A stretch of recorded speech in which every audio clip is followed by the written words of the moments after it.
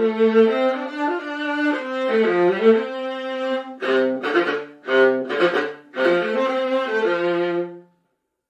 hello there.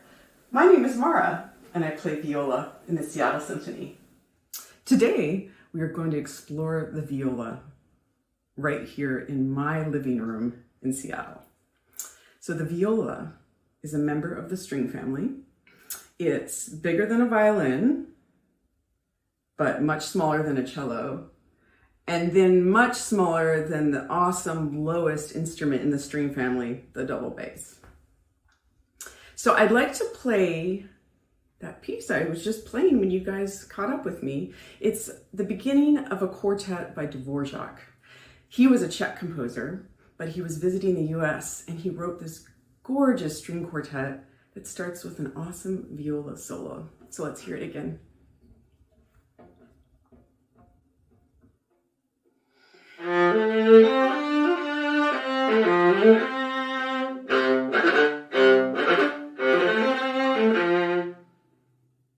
So in the string family, the viola speaks lower than a violin and much higher than a cello. And a lot of people think of it as being in the kind of the natural range of the human voice. For instance, my voice.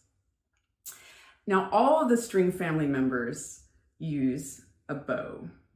And this is the primary way we make our instruments sing and show our voice. So here's what the hair looks like.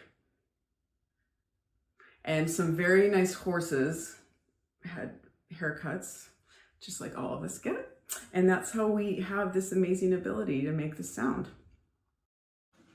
Now the next piece I'd like to play for you not only features the viola in the orchestra with beautiful, beautiful melodies, but it actually features one viola as a solo voice. And this solo voice represents a man named Harold. And so the story and the title of the whole piece is called Harold in Italy. And this is by a wonderful French composer named Berlioz.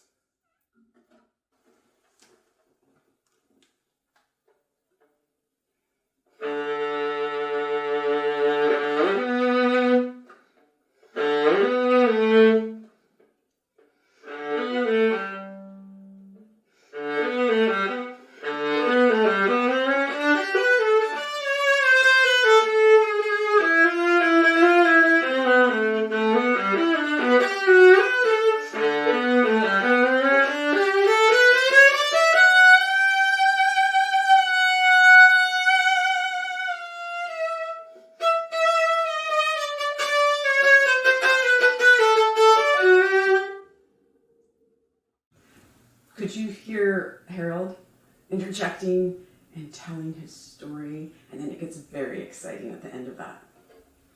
So now that you've gotten to hear a little bit of what the viola can do, I wanted to tell you a little bit about how you learn how to play the viola and how I started out.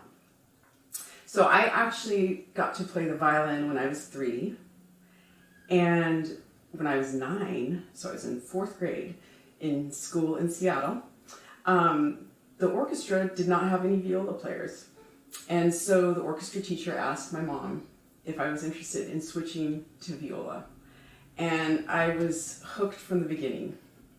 So by the time I was in high school, I had an awesome teacher in Seattle, and I knew that I actually wanted to go into music and be a musician and play in the symphony, like I do now in the Seattle Symphony.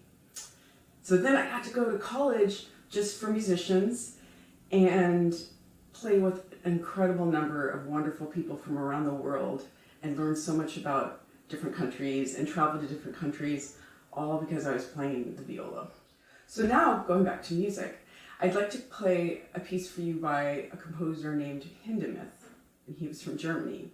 And Hindemith was like a viola champion. He wrote a ton of great music for us, not only in the orchestra, but in chamber music and also just featuring the viola by itself.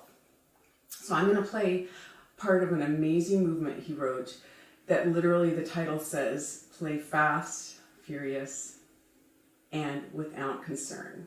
And let me show you just so you can see before we get started how crazy the music looks, okay? So I'm going to do this, see if you guys can see up close.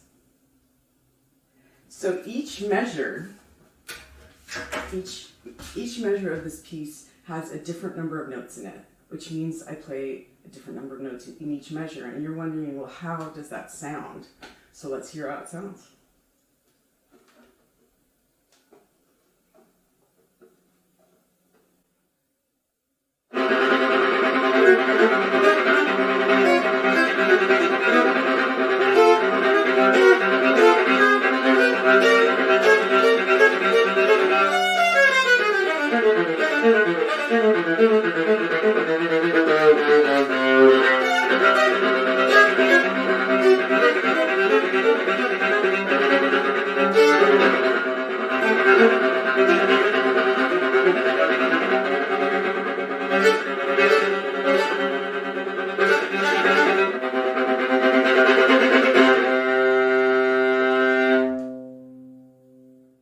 Phew! That piece is a workout. Could you guys hear at the very end the way one of my strings on the viola was resonating for a long time, like singing for a long time afterwards?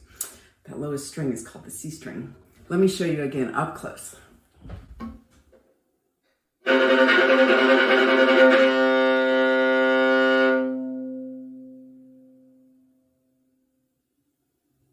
Oh, pretty cool. So the viola and the cello are both lucky that we get to have the C string. And that's one of the reasons I love the viola so much. But the violins get to have the highest string, which is called the E string. And the cello and viola do not get to have that. However, we do like to play high.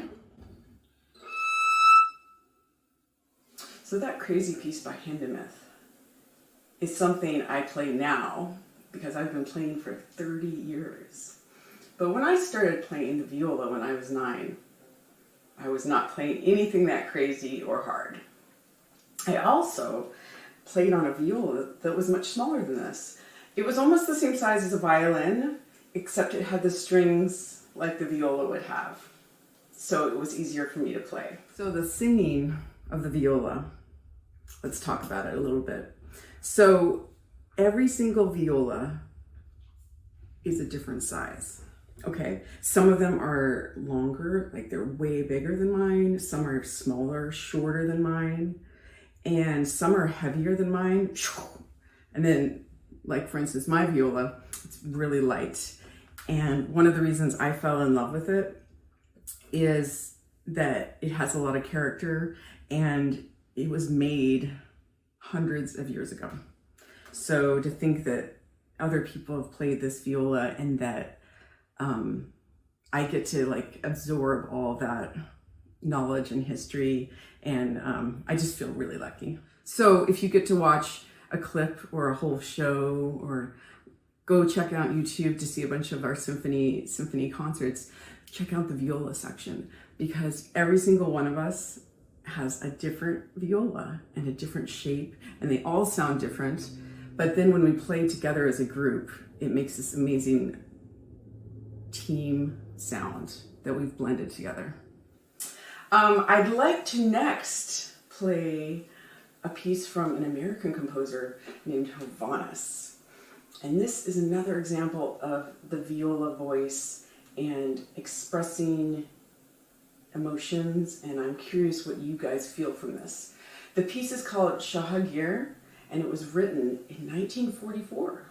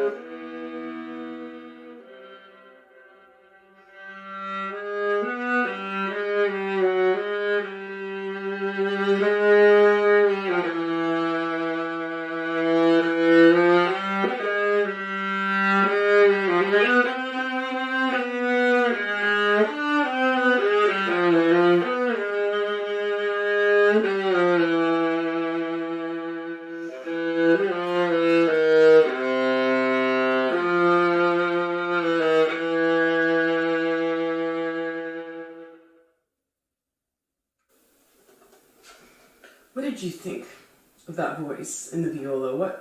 What kind of things would it make you imagine or think of? Before I play the very last piece of our adventure today on the viola, I wanted to share with you guys a tip about learning to play. So when I was in 9th grade, I got to play a piece by American composer Copland, and it's called Hoedown. It's always been one of my favorite pieces to play. And when I started learning it, along with today, when I'm playing it for you guys, I first practiced slow. So let's just see that in slow motion.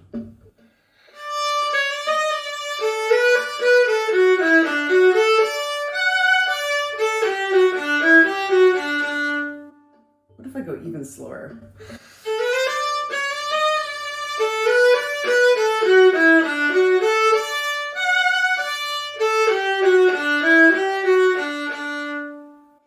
So when I do that, I practice slow and steady.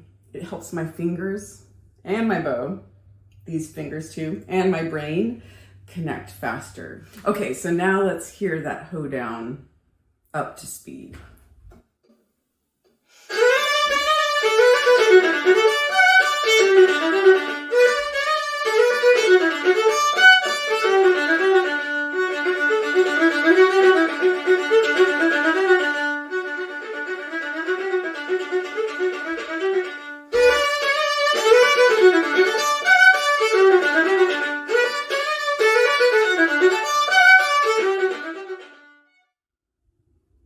I've had fun today getting to share some of the greatness of the viola with all of you guys. Thanks for listening. I would love to play one last piece, and I would love to have everybody use their singing voices and join in. The piece is by American composer Woody Guthrie, and it's called This Land Is Your Land.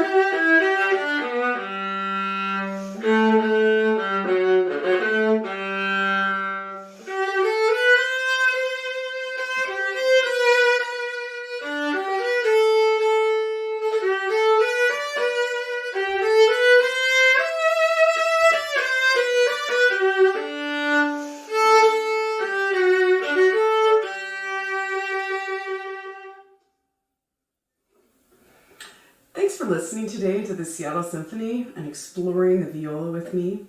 I hope you guys have an awesome day. Bye. Hi, I'm Sarah from the Seattle Symphony's Education and Community Engagement team. I hope you enjoyed Mara's video today all about the viola. I'm here to help you make your very own viola at home. There's a link to the craft information below. Feel free to pause the video and gather your supplies, and I'll be here when you're ready to help you put your viola together. Let's make a viola. Here's mine. Start by printing the viola template. Then grab something to color your viola. Next, you'll need 4 strings. Here are mine, and they are 7 inches long each. After that, find something special like buttons to decorate your pegs on your viola. And last, you'll need a helper with scissors and some tape to put your viola together. Once you have everything you need, it's time to color your viola. When you're finished, ask your helper to help you cut around the outside of the instrument, and then let's put on our strings. Take your 4 strings and tape them near the scroll. Then, following the lines on the template, pull your strings down until they finish and tape them again. When your strings are on, it's time to decorate the pegs. Here are the pegs. They are these 4 circles around the scroll. Pegs play a very important role on a string instrument. They help hold the string in and in tune while the player plays. On the viola, they're especially important because even though it looks like a bigger version of the violin, it actually sounds more like the cello, and that's because the pegs are holding the strings at a different tuning than the violin. Let's put our peg decorations on, and then it's time to see how our viola sounds. If you have a pencil or a straw at home, you can use that as your bow. Ba-dum-bum. So beautiful. Hope you have fun making and playing with your viola today, and we'll see you next time for more instrument crafts.